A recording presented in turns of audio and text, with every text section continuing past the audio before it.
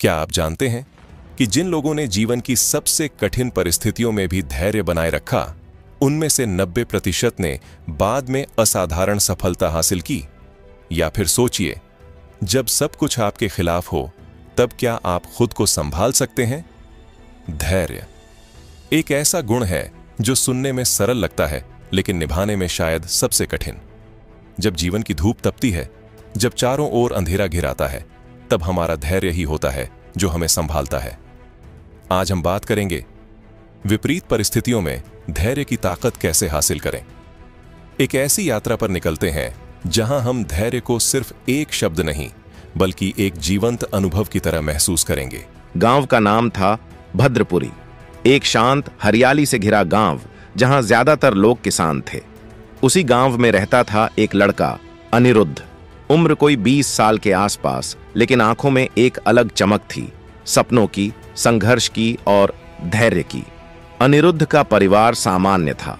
उसके पिता एक साधारण किसान थे जो दिन रात खेतों में काम करते, मां घर का काम संभालती।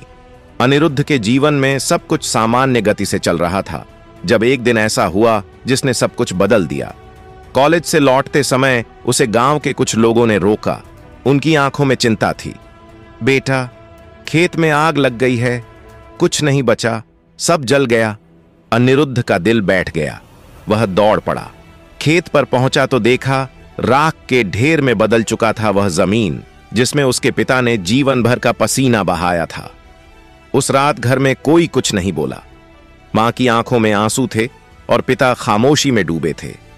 उसी रात पिता ने धीमे स्वर में कहा, अनिरुद्ध, खेती फिर से होगी, पर तू पढ़ाई छोड़ मत देना। तू वही कर जो हम नहीं कर सके। उस एक वाक्य ने अनिरुद्ध को अंदर से हिला दिया, लेकिन साथ ही एक बीज बोया, धैर्य का।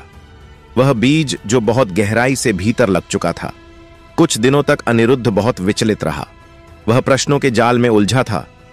क्यों हुआ ऐसा हमारे साथ? क्या मेहनत कभी रंग नहीं लाती? अगर सब कुछ एक क्षण में चला जा सकता है, तो फिर प्रयत्न किस लिए? उन्हीं दिनों गांव के एक वृद्ध भिक्षु आए जो दूर के बौद्ध मठ से चलते चलते गांव में पहुंचे थे। उनका नाम था भंते ज्ञानलोक। उन्होंने अनिरुद्ध को देखा और मुस्कुराए, जैसे उसकी पीड़ा पढ़ ली हो। तुम्हारा नाम? अनिरुद्ध। मन अशांत है ना? तुम्हारी आंखें कह रही हैं कि तुम एक युद्ध लड़ रहे हो अपने भीतर। अनिरुद्ध चौंका। यह साधु उसकी मन स्थिति को कैसे जान गया? भंते ने कहा, तुम्हें बुद्ध की कहानी सुनानी होगी। राजकुमार सिद्धार्थ जब महल छोड़कर निकले थे तो उनके पास सब कुछ था, वैभव, शक्ति, परिवार। लेकिन एक बूढ़ा, एक रोगी और एक शव देखकर उन्होंने जाना कि जीवन क्षण भंगुर है, और उन्होंने उस क्षण में यह निर्णय लिया कि जब सब कुछ अस्थाई है तो स्थायी सुख कहां है। उसी खोज में वे बुद्ध बने। बुद्ध ने कहा, दुख जीवन का हिस्सा है, पर उसे सहकर, समझकर और धैर्यपूर्वक मार्ग पर चलकर ही हम शांति पा सकते हैं। अनिरुद्ध ने पूछा, लेकिन जब हमारे पास साधन ही ना हो, जब हम अकेले हों, तब कैसे धैर्य रखें? भंते बोले, तब भीतर के दीपक को जलाओ।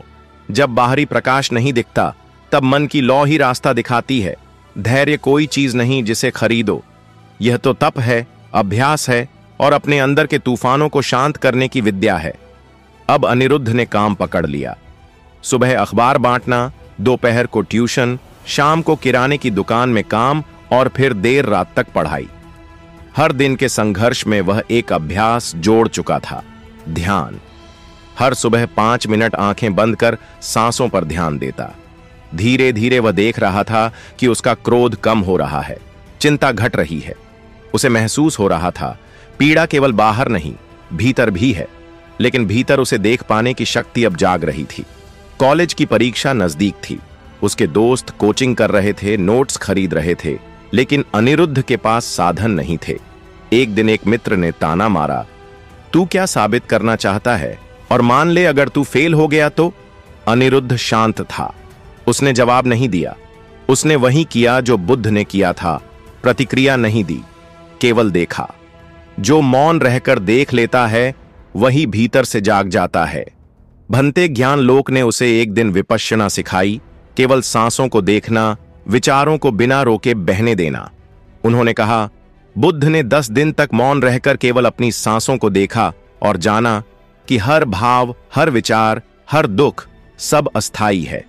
अब अनिरुद्ध जान चुका था, धैर्य कोई ध्वनि नहीं है, यह मौन है, भीतर का मौन। इसी बीच उसके पिता को ब्रेन स्ट्रोक हुआ। अस्पताल के चक्कर, पैसों की कमी और परीक्षा पास। अनिरुद्ध की परीक्षा अब केवल किताबों की नहीं, जीवन की बन चुकी थी। उसने अस्पताल की बेंच पर बैठकर डायरी में लिखा, क्या मेरा धैर्य इस बार भी टिक पाएगा?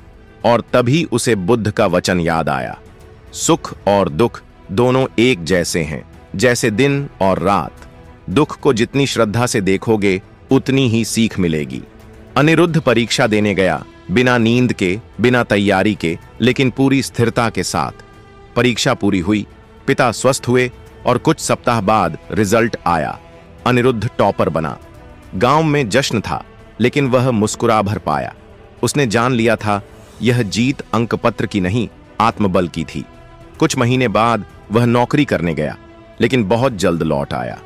गांव वालों ने पूछा, इतनी बड़ी नौकरी छोड़ दी? अनिरुद्ध बोला, जब मैंने जीवन के अंधेरे में रास्ता पाया तो अब दूसरों के अंधेरे में दीपक बनना चाहता हूं। उसने धैर्य धम्म केंद्र की स्थापना की। बच्चों को पढ़ाना, युवाओं को ध्यान सिखाना और बुजुर्गों को सुनना, यही उसका धर्म बन गया था। हर रविवार वह धम्म चर्चा करता, जिसमें बुद्ध के उपदेशों को सरल भाषा में समझाया जाता। तृष्णा का त्याग, अनिच्छा, शील, समाधि, प्रज्ञा। एक दिन एक युवक, रोहित, आत्महत्या की कोशिश कर बैठा। उसे अनिरुद्ध के पास लाया गया। अनिरुद्ध ने कहा, तू केवल इस दुख को स्थायी मान बैठा है, पर बुद्ध कहते हैं दुख भी बदलता है। 10 दिन विपश्यना करवाई, केवल सांसों पर ध्यान, और 10वें दिन रोहित बोला, मैं अब थोड़ा हल्का हूं। अनिरुद्ध अब एक संघ की रचना कर रहा था, संघ धम्म शिक्षा केंद्र, जहां हर गर्मी में 10 दिन के ध्यान शिविर होते, जिसमें बच्चे मौन रहना और दुखों को देखना सीखते। एक दिन एक बालक ने पूछा, दादाजी, आप जब नहीं रहेंगे तो हमें कौन सिखाएगा? अनिरुद्ध मुस्कुराए, मैं नहीं रहूंगा, पर तुम अपने भीतर दीपक बन जाओ। बुद्ध ने कहा था, अप दीपो भव, स्वयं दीपक बनो।